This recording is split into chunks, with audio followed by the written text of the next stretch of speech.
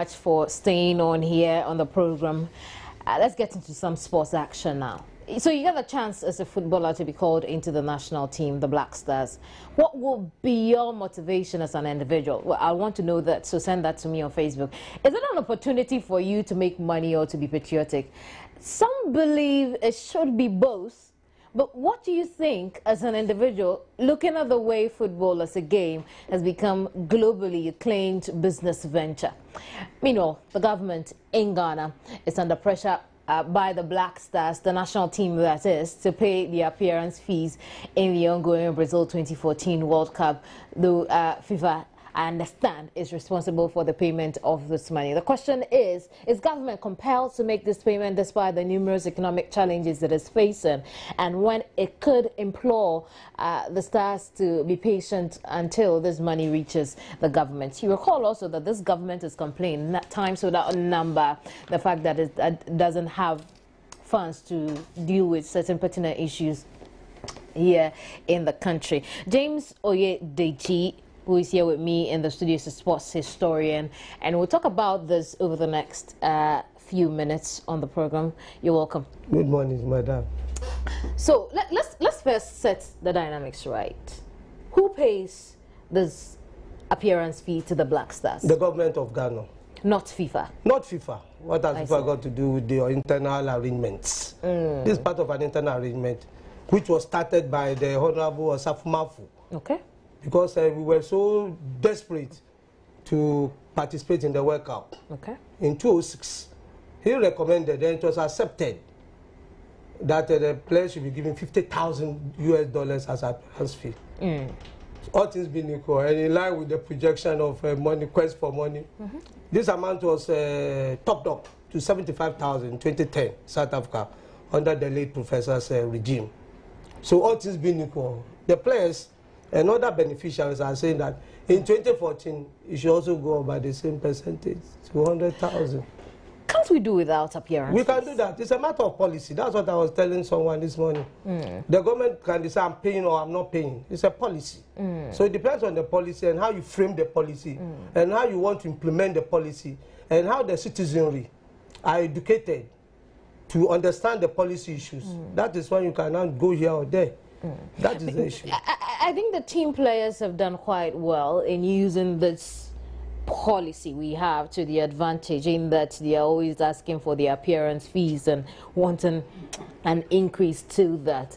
But what should it be? You want to play football. You want to play for the national team. What should it be? A matter of, I want to do this for the love of the nation, or the money only?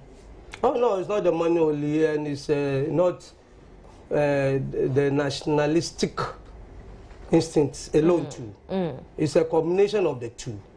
But with time, in the pre-colonial days, when we had the Gold Coast 11, nobody asked for money. The fact that you are even being given a brazier by the colonial masters to go to Liverpool in 1951, C.K. James Brandt, Jesper, James Ajay and co left Takoradi Port on board MV Apapa, the motor vessel, to UK. It was a matter of pride, individual pride, family pride, national pride. Then we came to the next generation where we have got independence, and the Black Stars were formed. The original Black Stars were formed in '59. I don't want to bother people with the list, but they were all talented footballers. God's gift to them. They did very well. Later, C.K. James, the coach, the player coach, ensured that they won the African Cup for the first time, '63, in Accra, Ghana here. They followed it up, defended it using students. Jones Atiko, Franco Doy, Ganiu Salami, and they were all students. Majority of, apart from Ado Damite and John Nawu at Nungwa State there now. They defended it in Tunisia, '65. There was no money. The money issue was just an appreciation of winning the cup and an appreciation of your talent. Because wearing the jersey of the Black Stars at that time spoke a lot about you. In fact, when I was in primary 3, our class teacher, the general science, or it's not general science, social studies, asked us, who is the most popular person in secondary Western region, the capital of Western. Then we were all shouting, oh, Kwesi Lamptey was a politician. Lawyer Mens Lawyer Blay, Freddie Blay's father, and the teacher said we are all wrong. The most popular person in secondary was Edward Akwa, the leading goal scorer for the Black Stars. And we all say yes, because we all knew and liked Edward Akwa. So that showed the pedigree of the player who was chosen for the Black Stars. There was no money involved. In fact, just before the team embarked on Brazilian 2014, the government of John Mahama earmarked $1.7 million to be shared among the 4 legendary Black Star teams. 63, the cup winning teams, 65, 78, and then 82. The money has not been disbursed. I'm told reliably. I'm part of the internal discussions. And in fact, I should take it upon myself to give myself credit, and God should forgive me for that. Really? For being the forefront of the agitation for this money to be paid. So after the World Cup, they will pay them. There was no money. Then something happened.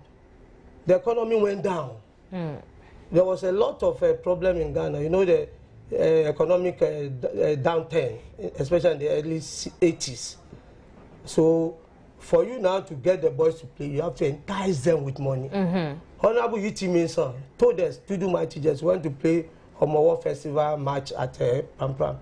He said he had to go to the dressing room, the Abedipele era, and tell them that don't over-rely on the foreign coach. You are Ghanaians. The money we are supposed to give to the witch doctor or the malam will be given to you as winning bonus. Okay. That's what money was really introduced into the team. I repeat, money that we have been advised wrongly to be given to spiritualists will be given to you as winning bonus. I see. And the boy said, is that so? He said, yes. And they went around and started winning, and they were collecting winning bonuses. Have you seen it? Right. And so, then it graduated to what we have now.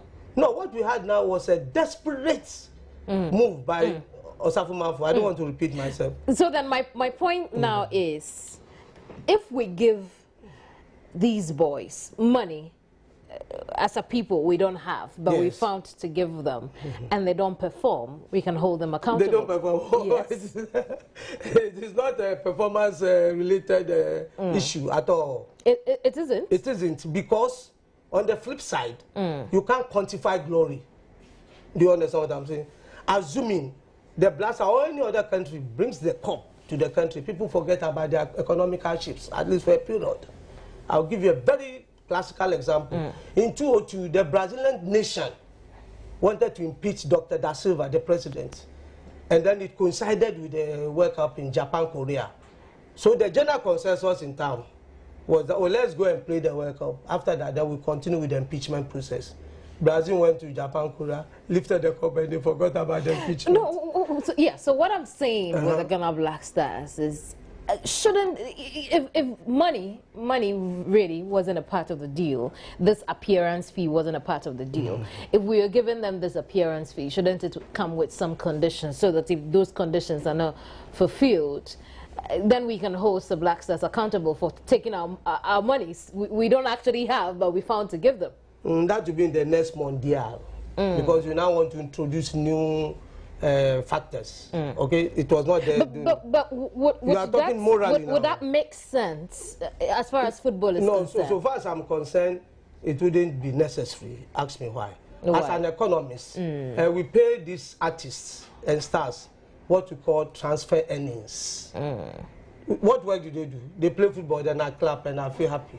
So I take part of my money, do something, the government takes tax of it, which is a compulsory levy, and give it to them. Maybe put it in the consolidated account and give it to artists and stars. That's it. So you cannot say he should also perform over and above what he has done on the field or on the stage.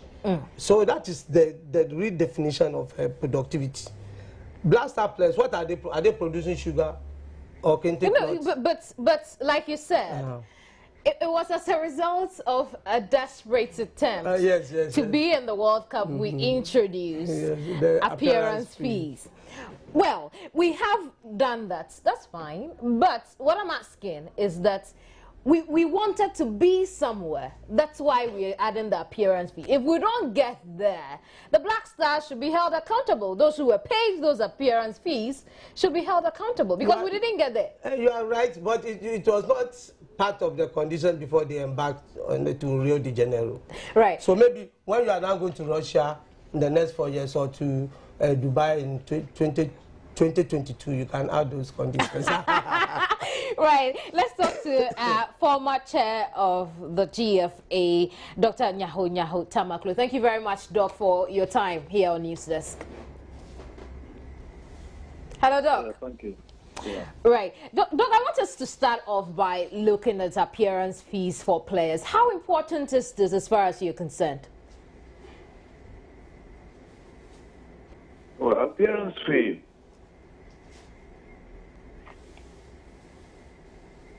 Hello. I believe. Hello, Doc. Are you there? Yeah, I'm on the line. You said we should start with appearance fee. Yes, we should start with it. How important is this for the national team? Look, if I want to talk about appearance fee, then I have to talk about what really one should look at before you pick a player to represent the nation Ghana. Of course, let's get into that. Now, I believe the most important is to look at the performance of the player. That is the current performance of the player. That's the main thing. And of course, you look also at the position the player is playing. Now, if you have a slot in that particular position, let's say inside right, and you have about 50 of them, you're going for the best 3 or so. So you look for what I call position of the player. Then commitment. The player's commitment, loyalty of the player for national cause. These to me are very, very, very important points. Now, why do I say so? I'll cite a few examples. Those who started the Black Stars years ago when I was a kid, were committed players. You'll be surprised to hear there was nothing like, appearance fee for them. Not even bonuses at times. They killed themselves for this country, and they went very far. Luckily, 1 or 2 of them are still alive. Kojong Fum is there. You can call him. He'll tell you what they have gone through. Dugumoro is still alive. You can call him and let's tell him. Jamfi is still alive. I mean, these are people who love the nation Ghana. Now, there's another dangerous thing creeping into our football in this country. We're going for players who we know eventually will create problems for the national team. Yet, we select them. Even though they are not the best. Are there players like that? There are players like that. I'll just give one example. I don't see why we should go in for a player like Boateng. I don't see. Which Boateng? Kevin Prince Boateng? Yes. Oh, I see. And my reason is quite simple. Boateng, after the 2010 campaign in South Africa, he denounced us publicly and was never part of the campaign to get us back into the World Cup. So why bring him in? But Doc, can we do without him? Considering he led us strongly in the German game. We can do without him. We can do without him. I repeat, we can do without him. Now, let me tell you how he got his way back into the team again. 2014, he knew himself that he will use Ghana to get to the world stage again. And because we are not sharp, we didn't see through that. And we got him on board. What has he done for us now? Then I'll give you another example that happened in a more civilized country. We had Rio Ferdinand, who played regularly for Manchester United. Rio Ferdinand was a former national captain of England. There was a time he was called for duty, a national duty, he gave an excuse of having the problem with the back, even though he had been playing for Manchester United. The English FA then refused to have him on board for any national work again. I mean, these are some of the things, those are realities that we have to hold on to if we want the Blasters as a playing body to survive at all. But I'm going to have you hold the line. Prior to you joining the conversation, I was talking with James Oyedeji, sports historian. James, you had Doc. Yes. I mean, aligning playing within the national team with monetary demands could be dangerous for us as a country. You agree? Oh, totally, 100% in agreement. And you see, what is lacking now is that people should bear with me. The type of education we had, the civic education, patriotism was number one. That is, we spoke the same language, we are the same race, we have the same pride, we share in the same wealth, so we don't deplete the wealth. And let me tell you, in those days, after the Lord's Prayer, and then the national anthem, and then the national play, we also recited the Code of the Young Pioneers. Let me give you some. Love of country, I see. Honesty and obedience, punctuality, protection of state property, reliability and secrecy. You see, these are things. And they all went along. Why am I repeating it at the age of 62? It shows that it has entered into my body system. Absolutely. Let's now turn attention to the fact that, in spite of our economic conditions, government has managed to raise $3 million, and it will fly it out of the country if it hasn't already done that to Brazil. Yes. To pay off our boys because we hear they are threatening to leave camp. Yes. What sense does this make to you? It doesn't make sense as a patriotic Ghanaian. And as a professional, you don't withdraw from an arrangement or a contract because you have a lien on the other party. What the president did was, let's solve the problem. $3 million, please take it and go and settle it with the authorities there. Now let them play the ball. And let's pray for them that they progress. That is. Now when we come home, that's what I'm now telling you. You can now do a review of these developments and then come out with a more suitable, more patriotic-oriented, you understand, policies in relation to appearance and winning bonuses. Doc, what will be your take on this? Government has managed to raise $3 million, flown to Brazil to pay off appearance fees for the Ghana Black Stars. No, let me ask you personally a simple question.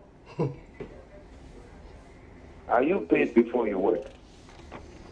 Doc, I'm sure it doesn't happen anywhere, but let's... No, listen to me. Listen to me, please. Look, teachers in this country work before they are paid.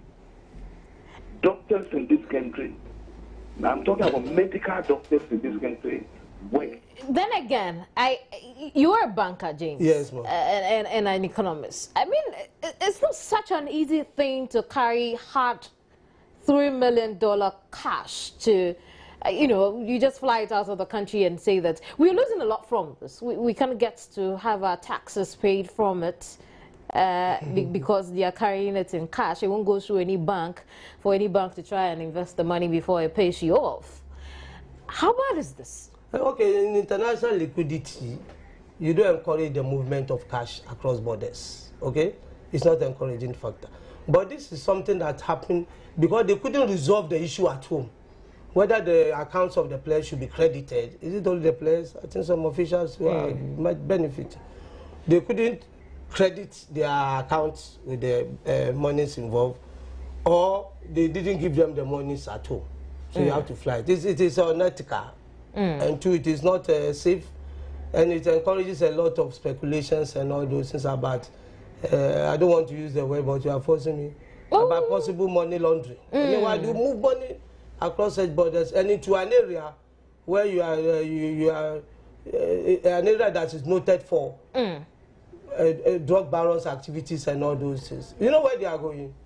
They are going right to Brasilia, the middle of the country. And how safe is it to handle the money? But the most important thing is that the players themselves should be should not be inward looking. They should also be thinking of the nation. I'll quickly go to 202.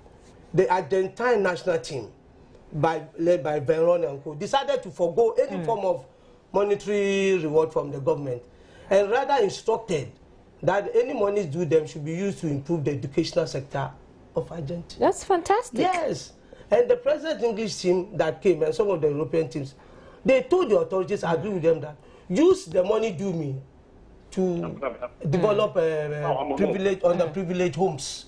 So you see, your name will be attached to the home that is benefiting from your gain. Absolutely. Instead of limiting it to the microscopic personal gain and the minute family gain. But Dr. Samaklo, can you blame them? Perhaps in the past, monies owed them took a very long time to come, and so they want to make sure that they have the money before they get into the heat of the game.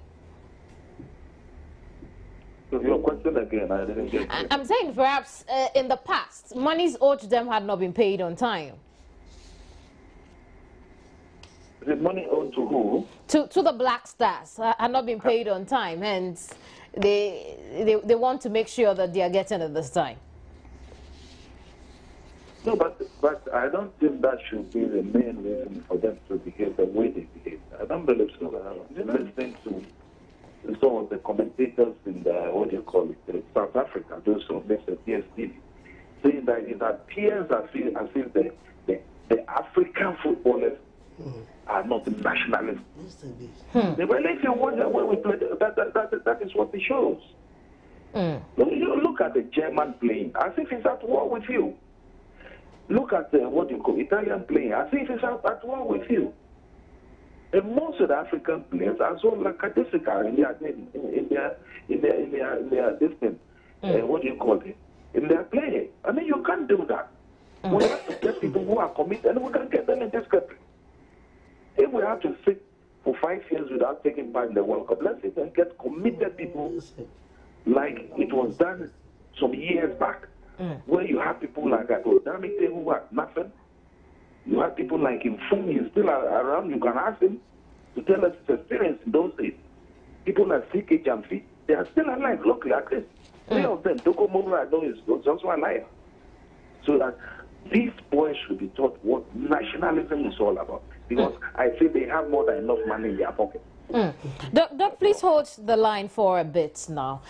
James, should we look into getting rid of appearance fees? Oh yes, like Doc said, you should set up a committee. You just don't take a TPEX and cancel it. Yes, we look at it holistically and look at the advantages and disadvantages of introducing appearance fee. If I'm to submit a memorandum to the committee, I would say we should cancel appearance fee. I see. Let's get into some more money matters that have got to do with soccer here in the country. I remember that when we're budgeting, or the budget came out for 2014, a lot of reference was made to 2010 and how we are unsure of what the money we got from the stage we reached in the World Cup was used for. What happens to monies when they come into the country? They are paid into the consolidated fund. Ideally, FIFA would like the national FA to use the money for the development of the game. Like I said, and people who have been listening to me over time, that policy is not directly applicable to developing countries. Developing countries where the clubs or the owners of clubs who make up this football, community, have to go to the government for assistance. If you take 208 in Ghana, the government of the day built 2 new stadia and refurbished Accra and Babayara in Kumasi. For us to be able to organize and hold that, where does the money come from? But when you go to countries like, developed countries like England, Scotland, Belgium, Germany, US and co, all this infrastructure are already there, established. All they need is to make guarantee of security, and that's all. over here we have to make we have to provide security. We have to look for money to improve telecommunication. James, we're running out of time. Yes, let so me just get a okay. comment from Dr. Nyahota Maklo so I can let him off the line. Doc, so we're talking about what happens when we make money from international tournaments like the World Cup. You've been former chairman of the GFA before. What happens with such monies? No, I think what the gentleman said is very true. The money should really go into the consolidated fund. And as you put it right, the money really is meant for football development in a particular country. But we have the infrastructure and whatnot. And if the money will be diverted towards that, I think that will help us. But in the end, at the end of the day, we have a lot of people say how unaccountable the Ghana Football Association is to the country. Your take on that? Well, that is the best for me to say. Because the FA government is owned by internal, we have internal so the subsequent mention from that. It is already best. Doc, unfortunately, your line is very patchy now. I'm going to have to let you go. Thank you very much all the same. Dr. Nyahota Maklo is the former chair of the GFA. But I'm still here in the studio with James Oyedeji. He's a sports historian. He's also a banker and economist. And now we are talking money matters as far as soccer is concerned. Is the GFA accountable? Is it supposed to be accountable to anybody?